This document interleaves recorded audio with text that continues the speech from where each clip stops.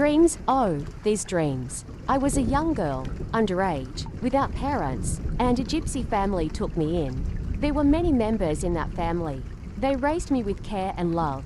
It didn't matter to them that I wasn't a gypsy, but during certain traditions and occasions, I was excluded.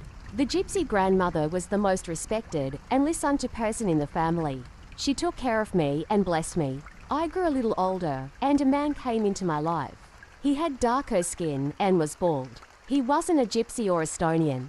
I don't know where he came from. I know we had a relationship that ended because he didn't pay attention to me, didn't make an effort to talk to me, and always made excuses. I left his life. Not long after, I got married. I married a man chosen for me by the large gypsy family. The grandmother wanted me to get married. The gypsy wedding was full of dancing and joy. I seemed content and accepted the feeling that this was where I belonged, since they were the ones who raised and cared for me. On my wedding night, we stayed in a house located on the edge of a cliff. A long staircase led down to the ground. The view was of the sea. The house was half collapsed and run down, but that didn't bother me. The gypsies all lived in such conditions. On my wedding night, I couldn't sleep. Sleep wouldn't come. My new husband, however, was sleeping deeply. I went to the kitchen.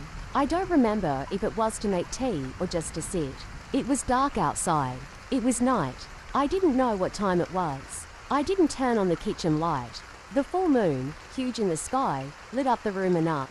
There were several old objects scattered around the kitchen, visible under the moonlight. The white lace curtains on the window also caught my attention. I stared at the curtains when my eyes shifted to the window, and I saw something strange.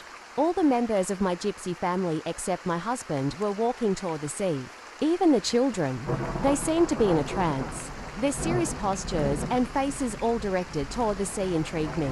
It was hard to see them because they were all dressed in black, as usual. They were walking toward the dark sea under the full moonlight.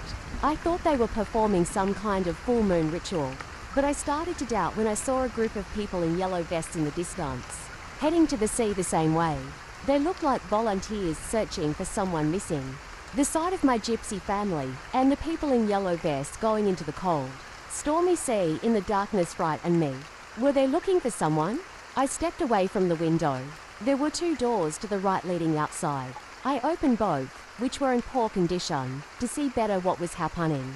As soon as the doors opened, I felt a strong wind hit my face, taking my breath away. I looked at the sea again, and there was no one there, not a single soul.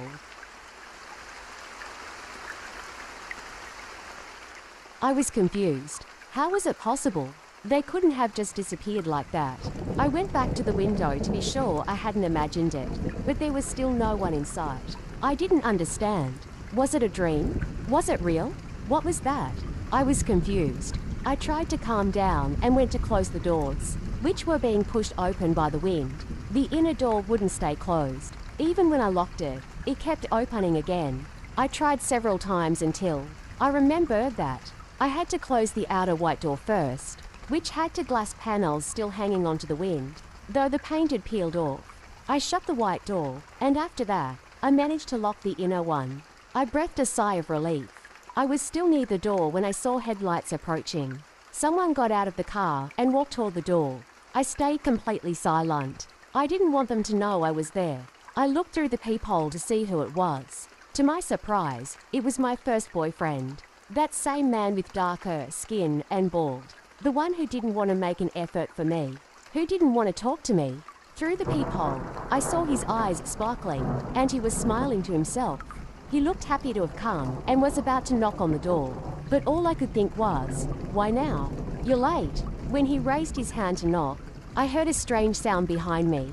A deep whisper that seemed to spread through the empty house. He shouldn't be here... A chill ran down my spine, and when I turned around, I saw only the reflection of the full moon in the windows. But the silence was deafening. When I looked back through the peephole, he was gone. There was no car, no footsteps, no lights, just the strong wind and the sound of distant waves. Suddenly, I heard the inner door open behind me, even though it was locked. Before I could react, everything went dark. I woke up with my heart racing, my face wet with sweat. I was in my room, safe. but the sound of the wind and the echo of that whisper still seemed to linger.